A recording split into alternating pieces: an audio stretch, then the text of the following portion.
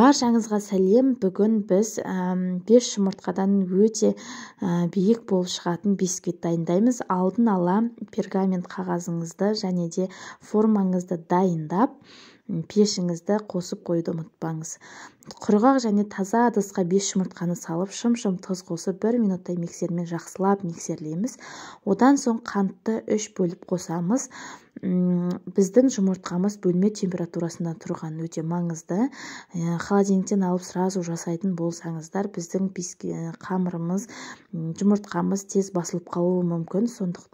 Пісірген кезде басылып қалуы мүмкін. Сондықтан бөлме температурасында болған маңызды. Жұмыртқа қосқан соң алғашқы минуттар тез көтеріледі, өте 2 есе ұлғаяды. Ол кезде болды деп алып қоюға болмайды. 10 минуттай толықтай миксерлейміз. Және де венчикті алған кезде осылай тұмсық сияқты болуы қажет. Біздің енді бұл жұмыртқалы массамызға ұнды 3-ке және 4-ке бөліп қосып, осылай астын үстіне қаратып, үстін астына қаратып жақсылап араластырамыз. Біздің массамыз басылып қалмау қажет.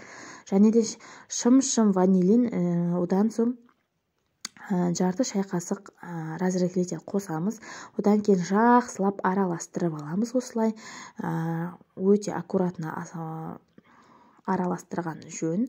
Одан соң біздің алдын ала дайындалған формамызға құйып, қызып тұрған пеште 180 градуста 25-30 минуттай пісіріп аламыз. Және де пісіріп жатқан кезде пештің аузын мүлдем ашуға болмайды. Біздің бисквитіміз түсіп кетуі мүмкін. Сондықтан мүлдем ашпаңыздар. Біздің бисквитіміз піскен соң толықтай бөлме температурасында суытамыз. Одан кейін жан-жағын пышақпен алып, осылай кесіп алсаңыздар болады. Біздің енді бисквитімізді тағы да пищевой пленкаға орап қоямыз. Барлық влажності бойына тарап, біздің бисквитіміз демалу қажет.